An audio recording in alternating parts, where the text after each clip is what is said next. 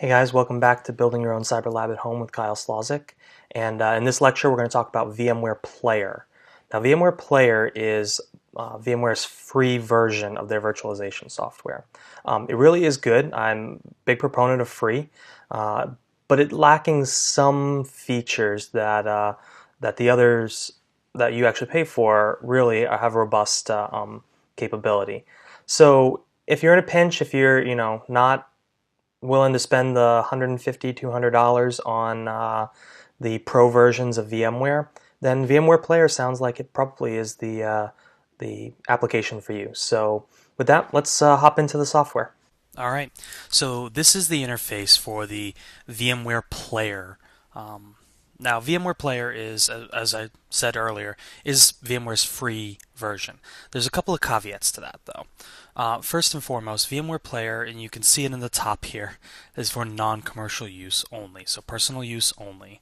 The interface, as you can see, does look quite different than VMware Workstation. It doesn't have as many features as VMware Workstation. A lot more of the advanced features like file sharing and guest isolation, encryption, and even snapshots are not available on VMware Player. So it really is a bare bones, very minimum kind of virtualization software.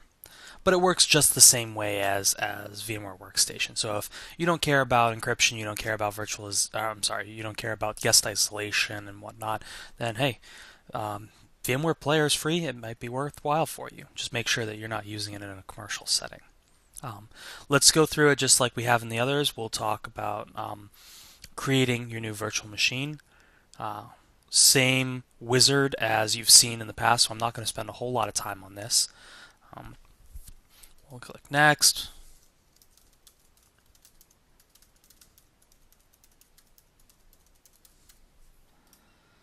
And we'll name it here, and we'll split the drive into multiple files with a 20 gig drive, and we'll hit finish.